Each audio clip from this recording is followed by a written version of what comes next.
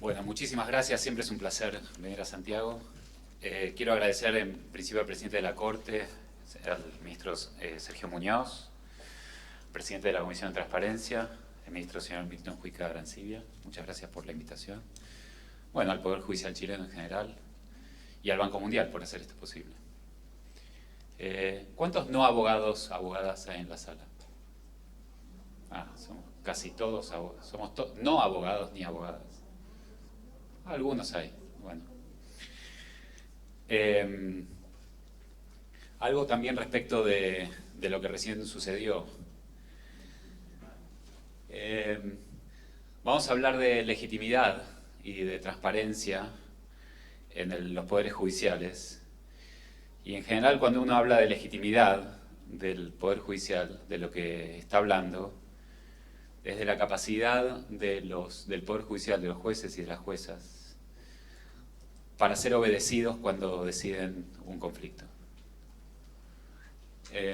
Esa en general es nuestra preocupación, y la pesadilla institucional es que cuando se emite una sentencia, esa sentencia no sea obedecida por quien debe hacer cosas que no quiere hacer: pagar, cesar una actividad, iniciar una actividad. Pero hay una pesadilla que nosotros no recordamos en los orígenes del Poder Judicial democrático, y es la pesadilla de que no vengan a nosotros, la pesadilla de que busquen en otros ámbitos la resolución de los conflictos y no en el ámbito del Poder Judicial.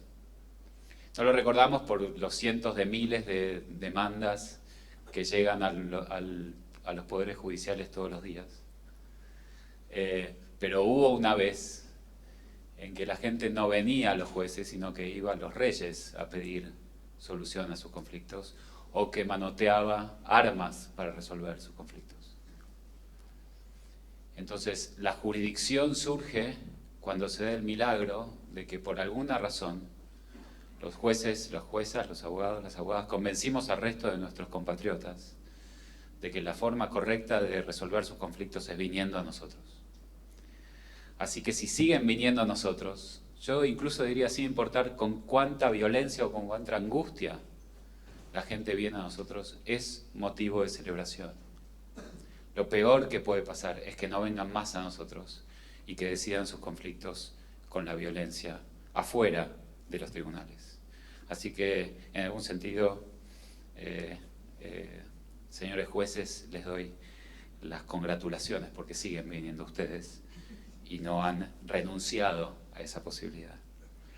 Hay pueblos en el mundo que no tienen esa rebelión, ni ese conocimiento, ni esa pretensión de hacer valer lo que ellos creen que son sus derechos y que viven sojuzgados por autoridades dictatoriales, y que esa posibilidad está fuera de sus recursos culturales. Así que todavía en Latinoamérica, y por lo menos en Chile, eso no se da. ¿Por qué es necesario que los poderes judiciales estén hoy hablando en toda Latinoamérica y hoy en Chile de la cuestión de la legitimidad? Me parece que voy a empezar por ahí. Hubo una época en nuestro continente en que los estados latinoamericanos habían logrado sacar del ámbito del Poder Judicial una enorme cantidad de discusiones y resolver una enorme cantidad de conflictos simplemente con el solo hecho de la autoridad de la ley, en particular en nuestro continente de la autoridad del código, de los códigos, en particular del Código Civil. La presencia enorme de Bello en el continente, pero en general de los codificadores latinoamericanos, junto con un enorme poder del Estado, de los estados que en ese momento, que en el siglo XIX se estaban construyendo, trajeron al continente latinoamericano una visión del Poder Judicial continental, de Europa continental. Esa visión que teníamos del rol del Poder Judicial hacía que, como decía Montesquieu, los jueces sean la boca de la ley. Déjenme decir hacer una pequeña broma, pero tal vez no es tanto. En realidad, lo que quería decir Montesquieu era que los jueces debían ser la boca descerebrada de la ley. Solo boca, no cerebro. Los jueces no debían pensar la ley, ni criticar la ley, ni crear la ley, aplicar la ley. ¿Por qué? Bueno, porque la ley la creaba el soberano, que era el pueblo, a través de sus representantes. Y el artefacto institucional que crea la Revolución Francesa o el emperador Napoleón fue el Código Civil. Ese tremendo artefacto duró muchísimo tiempo en Latinoamérica como una forma de despolitizar, de sacar de la discusión de la política pública al Poder Judicial por muchísimo tiempo. Por eso, estudiar Derecho en Latinoamérica es una experiencia tan espantosa, ¿no? 5 años de memoria, de artículos, de naturalezas jurídicas, de discusiones entre Jhering y Savigny, y lo único que uno ve, todavía ve, en los corredores de las facultades de Derecho de nuestro continente, son alumnos que miran un papel, levantan la vista, cierran los ojos, vuelven a mirar el papel, levantan la vista y cierran los ojos, intentando infructuosamente recordar miles y miles de páginas, porque todavía le seguimos tomando examen de memoria. Porque lo único que importaba era saber el derecho. No criticarlo, no evaluarlo, no conocer el impacto del derecho en la política pública, no discutir con los otros poderes, no resolver conflictos complicados socialmente, ni colectivos. Lo que hacíamos era aplicar el código. Por eso la legitimidad de nuestros jueces en el continente siempre fue una legitimidad técnica. Les tomamos exámenes a los abogados para saber si tenían que ser jueces. ¿Exámenes de qué? Del código. En Buenos Aires hay todavía anécdotas entre titulares de cátedras de facultades de Derecho que jugaban a tomarse de memoria los artículos. Y uno decía, artículo 422, artículo 5323, y estaban orgullosos de esa capacidad.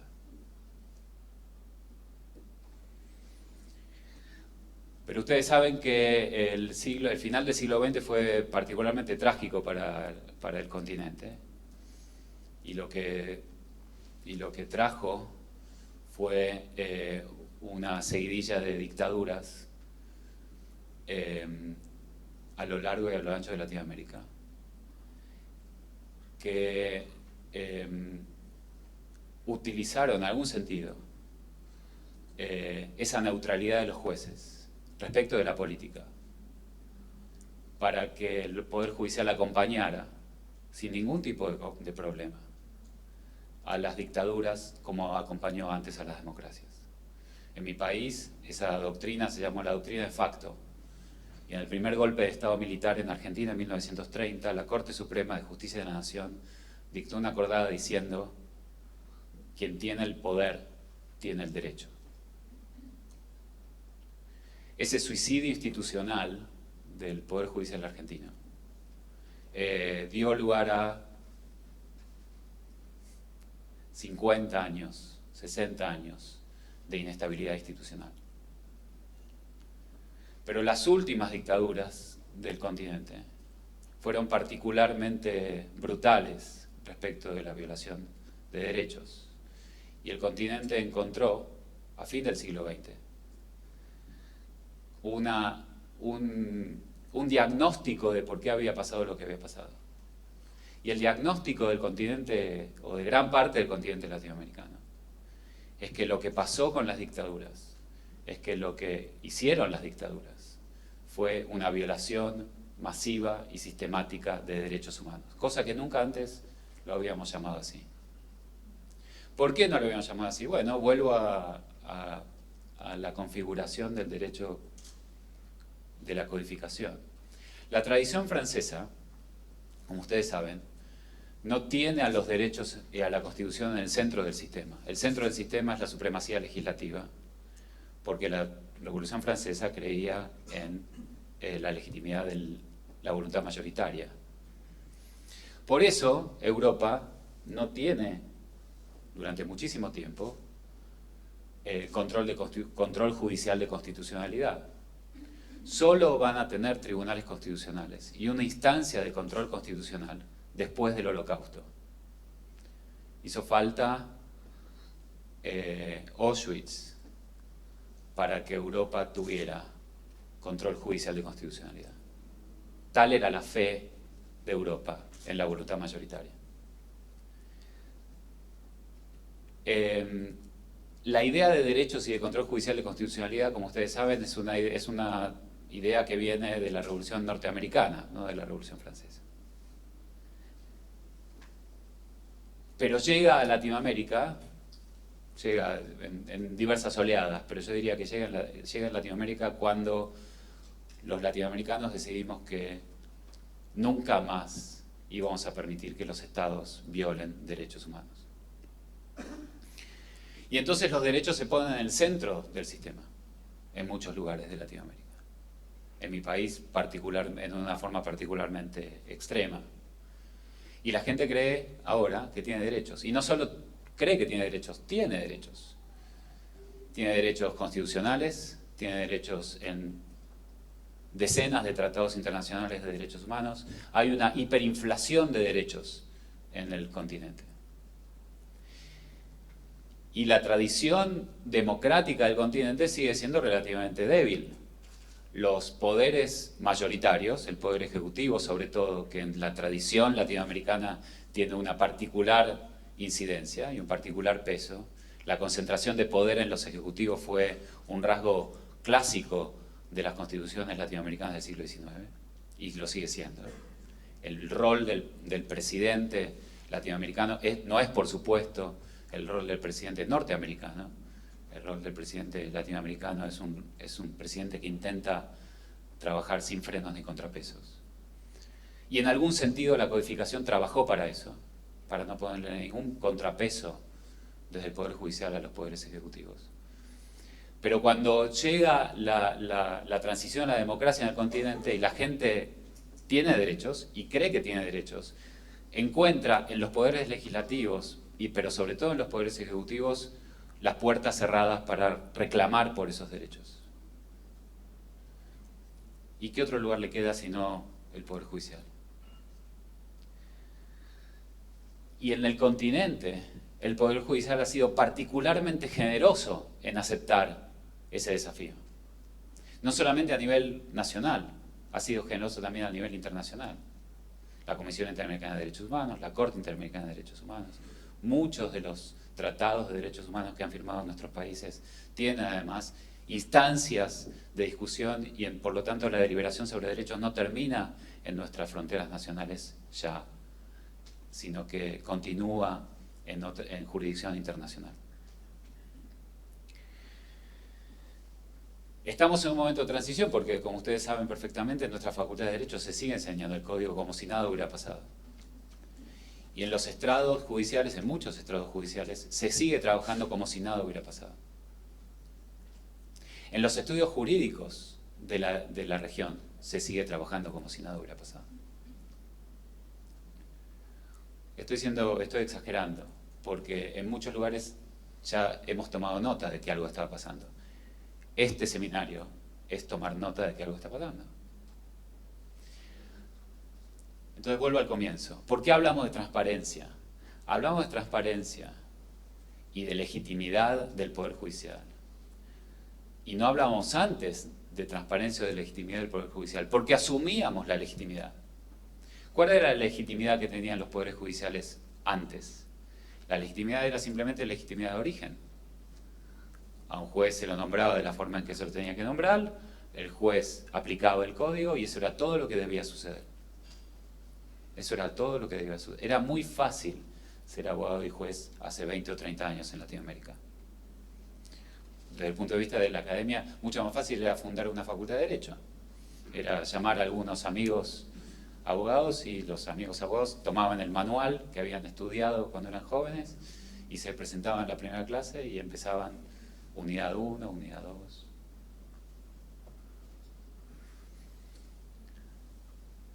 ¿Qué modelos de legitimidad o qué teorías de legitimidad, qué procesos de creación de legitimidad han intentado algunas jurisdicciones de la región? Voy a dar 3 modelos que en particular en la Argentina fueron encarnados por diferentes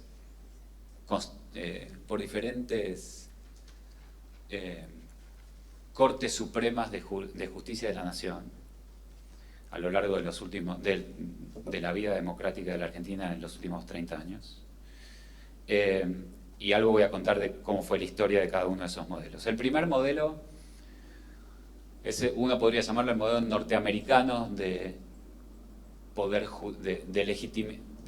creación de legitimidad del Poder Judicial. ¿Cuál es el modelo norteamericano o un tipo de modelo norteamericano? ¿Y por qué lo llamo norteamericano? Bueno, porque este modelo ancla su legitimidad en el hecho de ser la voz de la Constitución. El Poder Judicial es la voz de la Constitución.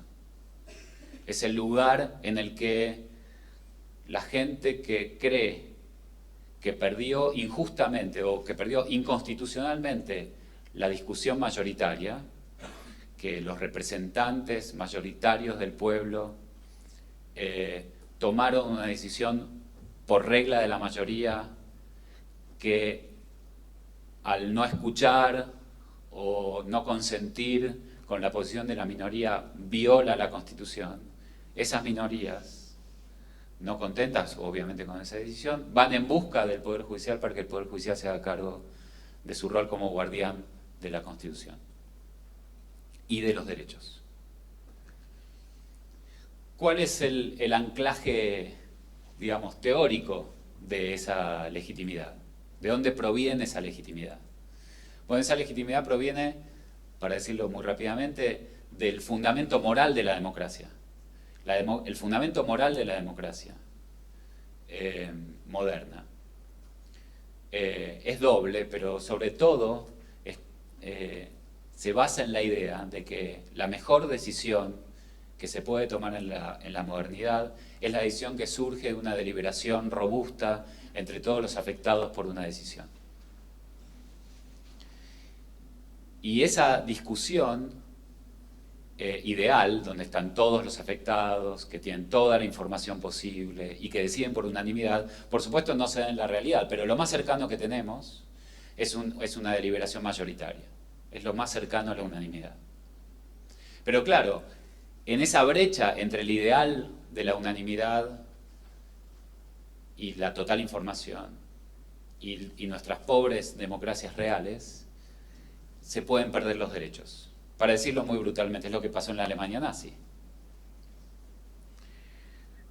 Entonces ahí interviene la Constitución para evitar que la democracia, por su regla de la mayoría, viole los cimientos morales de la democracia. Por ejemplo, violando los derechos fundamentales de los ciudadanos. Ese es el rol, esa es una de las fuentes de legitimidad o los linajes de legitimidad del Poder Judicial. La Corte Suprema Argentina intentó ese rol en los primeros 4 o 5 años de democracia, del regreso de la democracia entre 1984 y 1989. El segundo linaje, en cambio, es, por supuesto, el otro, un linaje mayoritario. ¿Qué debe hacer el Poder Judicial? Debe aplicar la ley que dicta el pueblo. ¿Y por qué eso es importante y está legitimado? Bueno, porque justamente la democracia por ahora es lo que pensamos en la modernidad, es el sucedáneo imperfecto, pero sucedáneo al fin, de la deliberación ideal. Y ese fundamento es un fundamento político, ya no tan moral tal vez, sino político, de la necesidad de que el Poder Judicial tenga deferencia, respeto por la voluntad mayoritaria. La tradición codificadora es eso, es el respeto por la voluntad mayoritaria.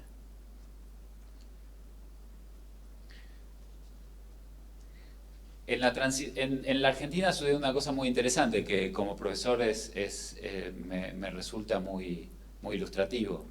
Esa primera corte argentina de la democracia que intentó asumirse como guardiana de los derechos. Por ejemplo, para contarles una anécdota, en 1983, hasta 1986, en la Argentina, gente divorciada no podía volver a casarse, no teníamos ley de divorcio.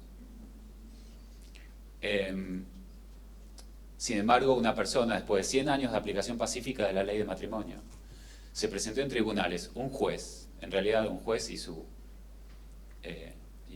esposa, se presentan en tribunales para, al estar divorciados, pedir nuevamente vocación matrimonial, poder volver a casarse. Y la Corte se lo da.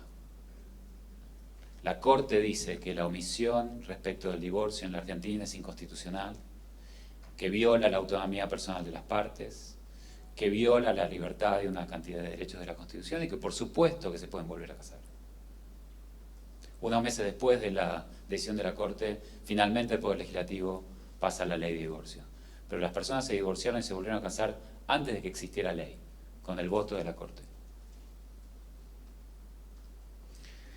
1989, en una de las recurrentes crisis económicas y sociales a las que supongo que ustedes están acostumbrados de ver del otro lado de la cordillera, surgió el presidente Menem y yo supongo que pensó que con una corte como esa, no lo iba a acompañar en las reformas del Estado que él quería hacer.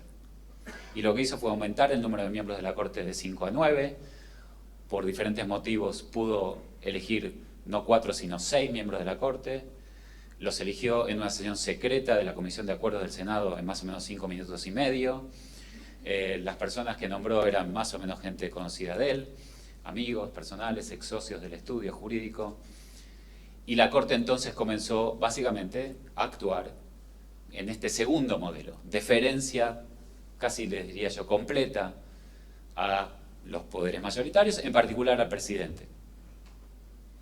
Y entonces colapsó el primer intento de legitimación en base a derechos de la primera Corte y empezamos a ver cómo iba a funcionar este segundo intento de legitimidad en base a voto mayoritario. En definitiva, los argentinos habíamos elegido a Menem. Ese intento se autodestruyó, digamos, cuando la Corte no logró legitimidad, sino que lo que logró con esa cercanía a los poderes mayoritarios fue que la gente piense que era una Corte que carecía de absoluta independencia y que no podía ejercer control, freno y contrapeso al enorme poder del Poder Ejecutivo argentino.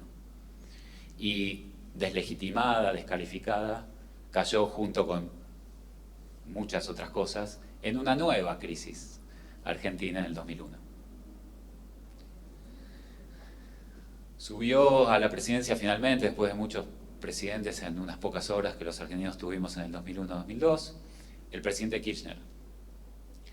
Entonces la pregunta fue, ¿y ahora qué legitimidad va a probar el Poder Judicial argentino? ¿Qué legitimidad va a probar el presidente Kirchner respecto del Poder Judicial argentino?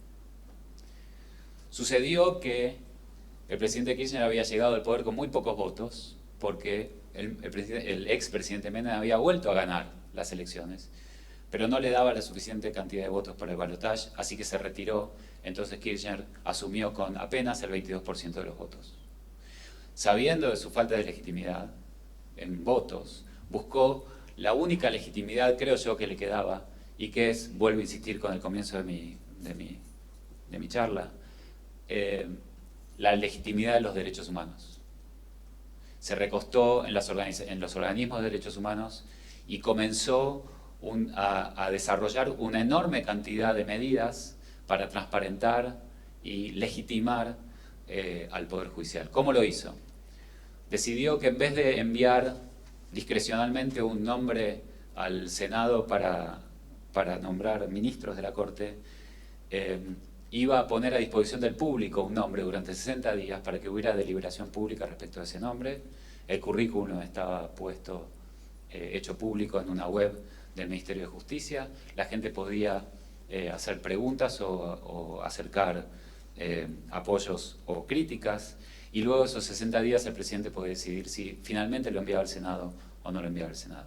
El Senado contestó, por supuesto en el medio de una enorme deslegitimación de la clase política, contestó tratando de relegitimarse, terminando con el proceso secreto de discusión sobre el nombre de los futuros miembros de la Corte, y entonces lo que hizo fue armar un sistema de audiencias públicas en el Senado, donde los candidatos tenían que responder preguntas del público y de los senadores, y luego de eso los senadores votarían por el candidato o la candidata.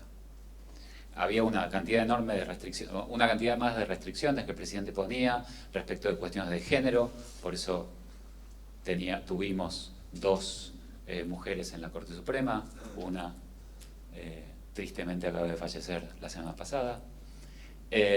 Tuvimos cuestiones de género, cuestiones federales, los ministros no tenían que ser todos del mismo provincia, del mismo lugar, y también diversidad respecto de especialidad del derecho. Eso le trajo a la Corte una enorme legitimidad. El presidente Kirchner pudo llevar a la Corte a 4 personas con un enorme prestigio. Y la Corte tiene ahora, creo yo, muchísima legitimidad, gracias a esos mecanismos. Pero la Corte no se detuvo allí. Decidió regular las audiencias de las partes ante el tribunal, multiplicó las audiencias públicas en casos que tocaban temas de interés público, y llevó adelante, tiene una página, un centro de información judicial, que es una página maravillosa que tiene la Corte, donde salen todas las sentencias, hay noticias del Poder Judicial Federal todos los días, una gran página que es interesante visitar. Ahora, respecto de su rol institucional, ¿guardián de la Constitución o deferencia a los poderes mayoritarios? Y esta probó una tercera posibilidad. Ni lo uno ni lo otro. Ni lo uno ni lo otro. Déjenme contarles un caso. Entre las muchas cosas que cambiaron en nuestro derecho, además de la centralidad de los derechos humanos, lo que sucedió es que hay en Latinoamérica lo que ahora llamamos, como ustedes saben, derechos colectivos. La gente no solamente cree que tiene derechos en términos individuales, sino cree que tiene derechos como parte de colectivos. Por ejemplo, derechos de género, derechos de personas con discapacidad, derechos del medio ambiente. Y no solamente eso, además que tienen derechos, el continente ha creado procesos colectivos, amparos colectivos, tutelas colectivas. Y además de que se han creado procesos colectivos, se han creado sentencias con impacto colectivo. Ahora los jueces dictan sentencias con virtualidad erga omnes, que son sentencias obligatorias más allá de las partes. Entonces es una, tal vez pena decirlo, o es un orgullo decirlo, hoy los poderes judiciales del continente discuten de igual a igual política pública con los otros 2 poderes, desde la Constitución. Ahora, ¿cómo se hace eso? Nadie sabe, porque por supuesto los profesores no lo enseñamos, porque todavía ni escribimos los libros para enseñarlo. Pero ustedes ya lo hacen, los abogados ya lo hacen, los jueces ya lo hacen. Déjenme contarles qué hizo la Corte. La Corte, o un ejemplo de la Corte Argentina. Un grupo de personas se presenta ante la Corte, no sé si alguna vez fueron a Buenos Aires y visitaron un lugar turístico que se llama Caminito, en La Boca. Es un lugar relativamente bonito desde el punto de vista visual, un lugar espantoso desde el punto de vista olfativo. El olor del riachuelo es una cosa tremenda. El riachuelo es el lugar donde los porteños y los bonaerenses tiramos basura, pedazos de vaca, sobre todo desde hace 400 años. Así que imagínense la situación de ese río. Nadie había hecho nada, nunca. Promesas y promesas y promesas incumplidas de miles de gobiernos, nunca, nadie, nada, nunca. un grupo de personas que vivían sobre el riachuelo en una villa miseria. Son organizadas por un abogado y van al Poder Judicial. En la Argentina, la jurisdicción originaria de la Corte Suprema Federal surge en varios casos, pero uno es cuando vecinos de una provincia litigan con otra. En este caso eran la provincia de Buenos Aires, la ciudad de Buenos Aires y la Nación. 3 jurisdicciones diferentes. Pónganse en el lugar de los ministros de la Corte. El caso es obviamente un caso. La reforma constitucional del 94 en Argentina le da a los ciudadanos argentinos, a los habitantes de la nación en realidad, a los habitantes de Argentina, el derecho a vivir en un medio ambiente sano. Además le da herramientas, el amparo colectivo y legitimación colectiva para presentar demandas colectivas por un medio ambiente sano. Así que caso había. Si la Corte era deferente a los poderes mayoritarios como la Corte durante la época de Menem, perdía legitimidad porque rechazaba la demanda, una demanda perfectamente legal. Y se iba a ver a la Corte como una Corte una Corte dependiente de los poderes políticos, por lo tanto demasiado, o por lo menos demasiado deferente a los poderes políticos. Así que perdía legitimidad. La otra alternativa, asumir los derechos y ordenar a los poderes políticos limpiar el riachuelo, que como si ustedes imaginarán, no iba a cumplirse. Y también perdía legitimidad. ¿Qué hizo la Corte? La Corte dictó una cosa. Escribió un papel diciendo que ordenaba al presidente de la Nación, al jefe de gobierno de la Ciudad de Buenos Aires y al gobernador de la provincia de Buenos Aires entregar un plan de saneamiento del riachuelo a la Corte. Y toda la información sobre cuál es la situación del riachuelo en ese momento. Pónganse en lugar de los ministros de la Corte esa noche. Si ustedes fueran abogados del Estado tradicionales, sería fácil lo que harían. Yo lo que hubiera hecho.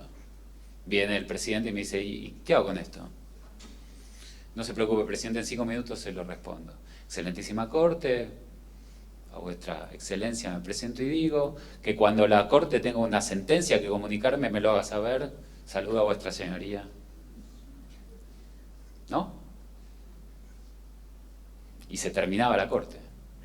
La legitimidad, la capacidad, eso era la desobediencia. Claro, era Kirchner, él los había nombrado, les había dado la legitimidad, había hecho todo este proceso. La Constitución del 94, con todos los derechos que tenía, venía con toda la legitimidad de ser una Constitución de un país que había desaparecido y matado a decenas de miles de personas hace relativamente poco tiempo.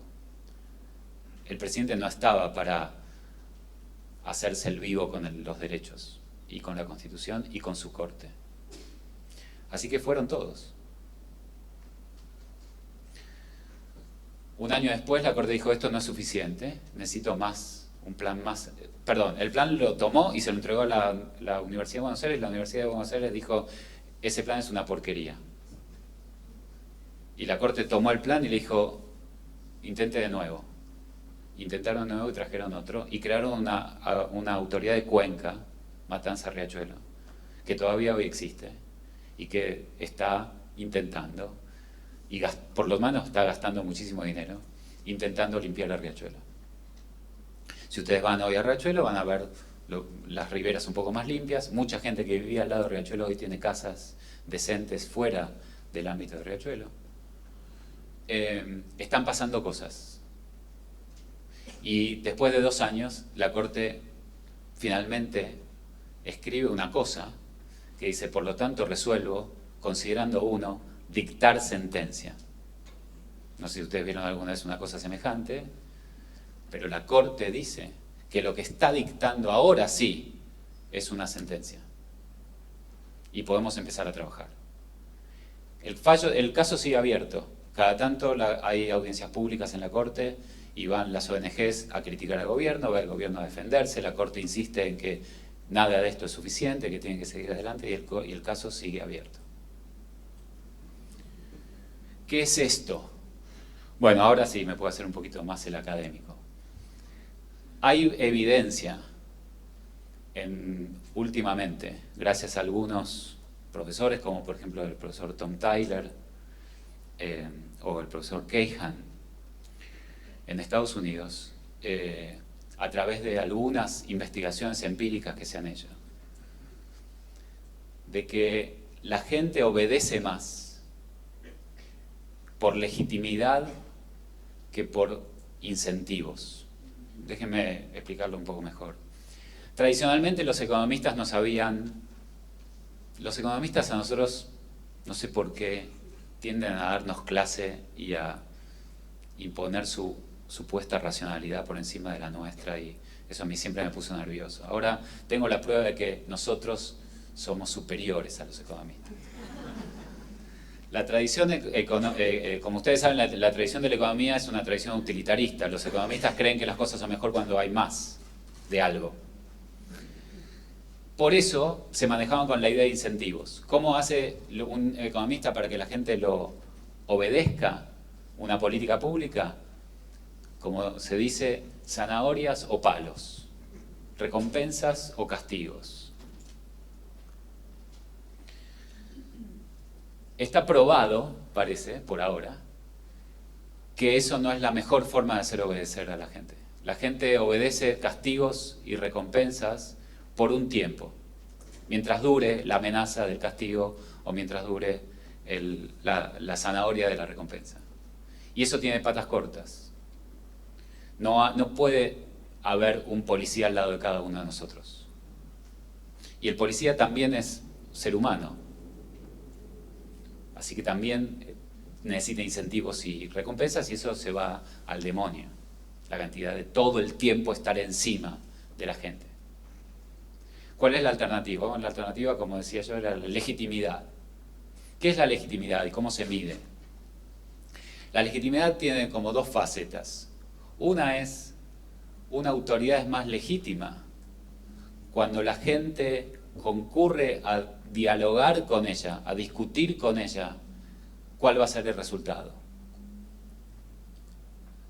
Cuando la gente siente que fue parte de la deliberación que llevó al resultado de la decisión que esa persona tiene que cumplir. Y el segundo aspecto es que además de concurrir a deliberar con el intento de autoridad, con la autoridad, es tratada con respeto. Entonces a los cientistas sociales les llevó mucho tiempo darse cuenta que la gente obedece más cuando es bien tratada y cuando se le habla. Un gran, tremendo descubrimiento. Y nosotros lo sabemos hace miles de años. ¿Cómo hacemos todos los días para que la gente pague los pagares impagos? ¿Cómo hacemos para que vayan a la cárcel? ¿Cómo hacemos para que hagan las cosas que hacen, que no quieren hacer? Bueno, se llama proceso, se llama debido proceso. Les ofrecemos un debido proceso. Los escuchamos, hasta la náusea los escuchamos. Les damos voceros, les damos abogados, les damos diversas instancias para que sigan hablando. Primera instancia, segunda instancia, tercera instancia, cuarta instancia internacional. Cuando vuelven de la instancia internacional, otra instancia para aplicar lo que dice la comisión y más instancias. ¿Cómo se llama eso? Se llama democracia. Se llama democracia constitucional. Cuando la voluntad popular cierra la discusión, la gente quiere seguir discutiendo y discute en el Poder Judicial. Y cuando primera instancia le cierra la discusión, discute en segunda. Y cuando la segunda le cierra la instancia, discute en tercera. Pero el milagro es que a veces termina de discutir y se van a su casa y pagan. ¿Cómo se produce ese milagro que hacemos y que ustedes hacen todos los días? Bueno, se produce porque armamos espacios de deliberación razonables, los tratamos más o menos bien, los tribunales a veces en general tienen calefacción, a veces incluso les damos baños para que esperen. Digo esto no ingenuamente. Muchos de los problemas que tenemos respecto de la legitimidad es que no nos damos cuenta del enorme esfuerzo que hacemos en producir esa legitimidad. Y nos olvidamos. Y tiene que venir alguien a recordarnos, sería bueno que tratemos bien a las partes. Sería bueno que los escuchemos, que cuando tienen que esperar por una audiencia no esperen demasiado, que no esperen 10 años para cobrar una indemnización laboral, como en mi país, o 17 para cobrar un accidente de tránsito, o que estén 4 años en prisión preventiva, técnicamente inocentes, para ver si en algún momento un juez se va a dignar a dictar una sentencia. ¿No? Eso es lo que nos piden. Nos piden no enterarse de que mientras ellos están esperando 10 años por una indemnización laboral, no enterarse de que nosotros estamos dando clase en la facultad, cuando deberíamos estar resolviendo sus conflictos. Nos piden no enterarse de que los 10 años de litigio, 7 años de litigio, 5 años de litigio, son posibles porque los abogados mienten todo el tiempo. Porque no se entregan la documentación, porque litigan de mala fe, porque son permanentemente chicaneros, porque no hay ética profesional como materia en la Facultad de Derecho de Latinoamérica. Entonces, ¿cómo va a funcionar el sistema judicial si los abogados no se tratan de buena fe entre ellos? En la Argentina, la respuesta a una demanda mentirosa es una contestación mentirosa de demanda. En la Argentina, no sé si acá sucede, pero en la Argentina se dice niego, niego, niego, niego. Niegan la ley de gravedad, niegan que exista la otra parte, niegan que existan ellos mismos, niegan todo. Por escrito. Y entonces a los jueces que les llegan 2 listas de mentiras que nadie sabe de qué se trata, y ni siquiera los jueces tienen la oportunidad de verlos porque además los procesos son escritos. Se me va acabando el tiempo.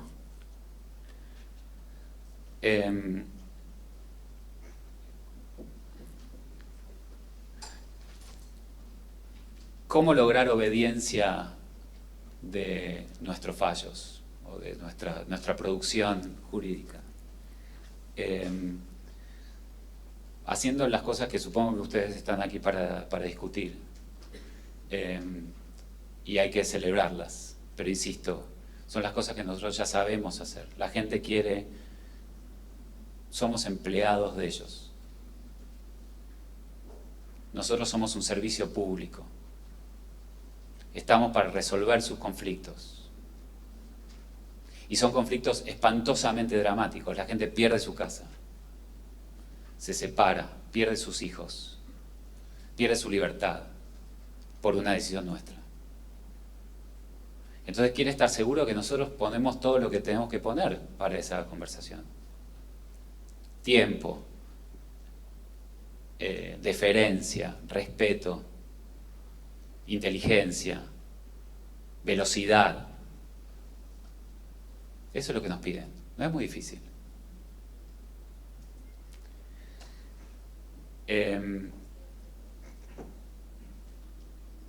Cuando yo cuento esta historia del caso de la Corte Argentina del Riachuelo, trato de que mis alumnos se pongan en la piel de los jueces esa noche, cuando estaban esperando la respuesta del Poder Ejecutivo. Y no sabían si se iba a terminar todo ahí y su legitimidad se iba a perder para siempre, o si iban a poder empezar a construir derecho, Estado de Derecho en la Argentina. ¿Por qué les pido que se pongan en esa situación? Porque esa es la situación en la que todos estamos todos los días. El problema no es solamente que nos obedezcan, es que no vengan más a nosotros. El problema en la Argentina no es que desobedecen a los jueces, es que muchos de los conflictos no se resuelven más en la justicia, se resuelven en la calle. En Buenos Aires hay 3.500 piquetes por año. cortes de calles por año. Porque la gente sabe que tiene derechos y el Estado no le brinda respuestas. Y eso es un déficit nuestro.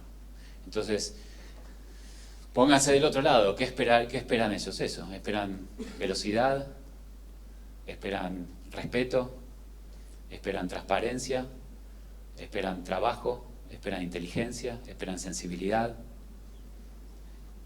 No es mucho lo que nos piden. En defensa nuestra, estamos en una transición tremenda, como hace 150 años no vive Latinoamérica. Hasta ahora habíamos vivido de las herencias, de la herencia del siglo XIX. Bueno, se acabó ese momento. Todos tenemos que ponernos a trabajar de nuevo. Los profesores tenemos que cambiar las aulas, cambiar los materiales de estudio, ayudarlos a los abogados y a los jueces a mejorar sus prácticas, pero los abogados y los jueces se tienen que dar cuenta que ahora están haciendo cosas que nuestros padres no hacían. Son ahora poder político. Y la verdad que debería ser un orgullo y una felicidad ser parte de ese proceso hoy en Latinoamérica. Muchas gracias.